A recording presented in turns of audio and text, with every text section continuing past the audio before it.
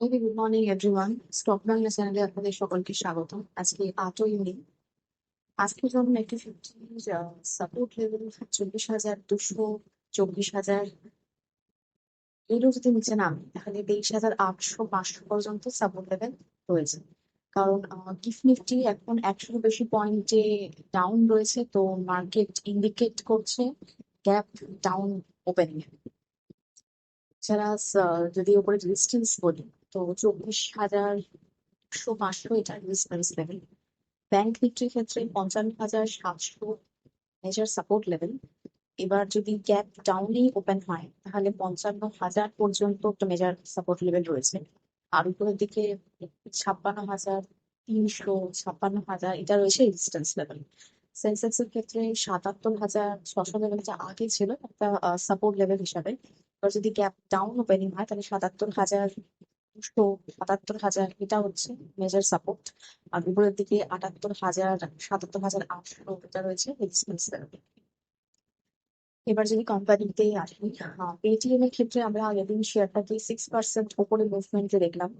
কারণ ওদের যা প্রফিট রয়েছে পুরো ফুল ইয়ার মিলিয়ে সেই প্রফিটটা মানে আগে যেরকমই প্রফিট হতো সেটা মাইনাসে হতো, সেটা প্রথমবারের জন্য এরকম পজিটিভলি দেখা মানে প্লাস রয়েছে।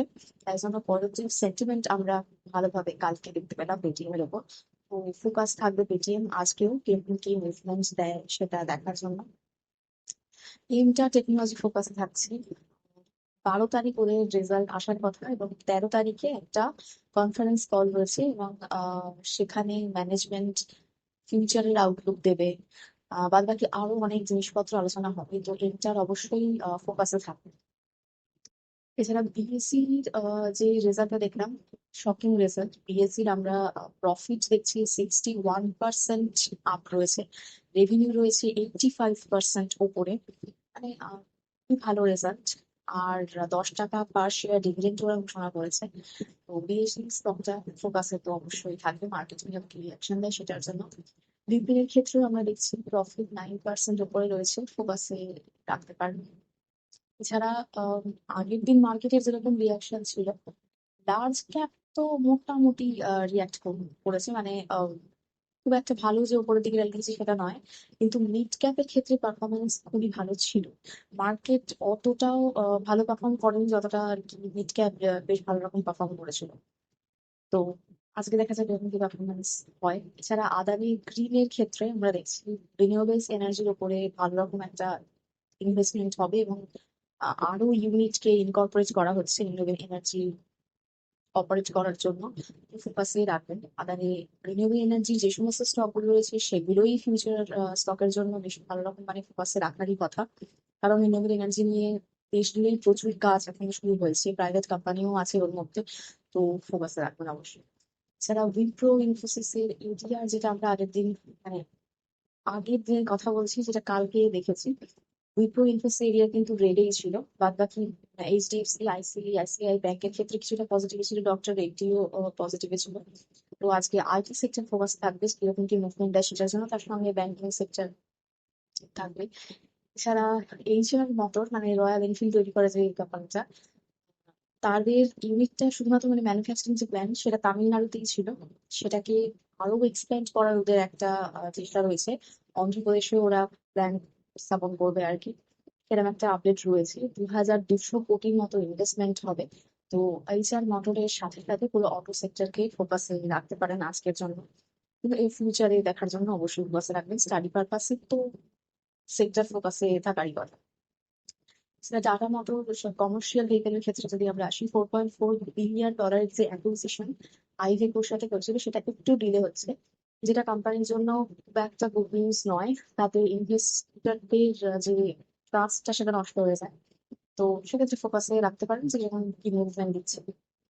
কোল ইন্ডিয়া ক্ষেত্রে আগে দেখলাম যে 2% পড়ে গেল। তার কারণ হচ্ছে 10,000 কোটির ওএফএস গভর্নমেন্ট থেকে প্ল্যান করা হচ্ছে। এবার যখনই অফার ফর সেল এরকম ওএফএস প্ল্যান করা হয় তখনই স্টক গুলোকে ডিসকাউন্টে সেল করার ব্যবস্থা থাকে, তো সেই জন্য 2% মতো পড়তে দেখলাম।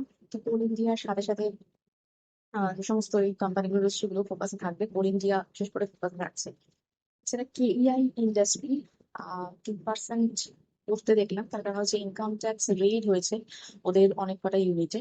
তো আজকেও ফোকাস রাখতে পারেন যে কিরকম কি মুভমেন্ট দিচ্ছে, নেগেটিভ না পজিটিভে, মার্কেট কিরকম এই ব্যাপারটাকে নিল। নেওয়ার তো কথা নেগেটিভলি, দেখা যাক। এছাড়া ভারত ফুডসের ক্ষেত্রে আমরা দেখছি যে রেজাল্ট কিন্তু ভালো না, নেট প্রফিট ওদের 70% ডিক্লাইন করেছে, রেভিনিউ যদিও 80% আপ রয়েছে, ডিভিডেন্ডও ডিক্লেয়ার করেছে। তাও দেখা যাক মার্কেট কিভাবে রিয়াক্ট করে।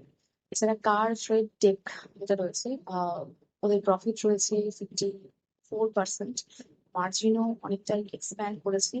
শেয়ারকেও এই জন্য 8% আগের দিন উপরে উঠতে দেখলাম। এবার দেখা যাক আজকে সেলিং প্রেশার আসে কিনা, বাস রাখতে পারেন।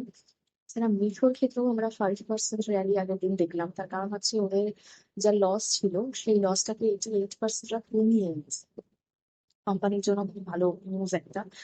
রেভিনিউ ওদের বেশি রয়েছে। এছাড়া সিইও জানিয়েছেন যে 70% এখন থেকে যে মিশো কোড যা কিছু হবে সেটা সব এআই জেনারেটেড। এআই কে সব ক্ষেত্রে 70% যা কিছু কিছু সার্কিটে এআই কে ইনক্লুড করা হচ্ছে। তো সেক্ষেত্রে ফিউচার ওরিয়েন্টেড একটি ভালো রকমের বিজনেস হওয়ার কথা, গ্রোথ হওয়ার কথা। তো সেক্ষেত্রে মিশোকে ফোকাস রাখতে পারেন।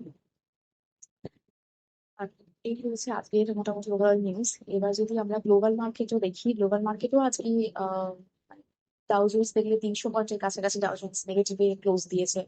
এসআইপি 500ও নেগেটিভে, ন্যাসডাকও ভালো মতো নেগেটিভে রয়েছে। তো সেইভাবে মার্কেটে আজকে খুব একটা পজিটিভ সেন্টিমেন্ট দেখা যাচ্ছে না, নেগেটিভলি রিয়াক্ট করার কথা। দেখা যাক কিরকম কি মুভমেন্ট দেয়। সেটা যদি আমরা অয়েলের ক্ষেত্রে বলি, ব্রেন্ট কিছুটা দাম আমরা কমতে দেখলাম। কমতে দেখলেও মানে ওয়ার নিয়ে কিন্তু এখনো পর্যন্ত কোনো ফাইনাল কিছু আমরা এখনো কিছু আপডেট নেই। মানে এখনো আনসার্টেনিটি রয়েছে। যে আনসার্টেনিটি যদিও ইন্ডিয়ান মার্কেট খুব একটা রিয়াক্ট করছে না, কারণ একই জিনিসের জন্য বারবার রিয়াক্ট করবে না। তো এই রয়েছে। এছাড়া রুপিরও ক্ষেত্রে কিছুটা আমরা কিছুটা রিকভারি, 94.36, এর আগে আরো নেমে গেছিল। তো ঠিক আছে, এই হয়েছে আজকে ইন্ডিয়ান মার্কেটের ওভারঅল একটা নিউজ। দেখা যাক কিরকম কি মুভমেন্ট দেয়। তো আজ আমি ভিডিও এখানেই শেষ করছি। প্লিজ আমার এই ভিডিওর উপর ডিপেন্ড করে কোনো ইনভেস্টমেন্ট করবেন না, আমি কোনো সেভিং ইনস্ট্যান্স বা অ্যাডভাইজার নই। শুধুমাত্র এডুকেশন পারপাসে এই ভিডিও করা। দেখা হচ্ছে next video।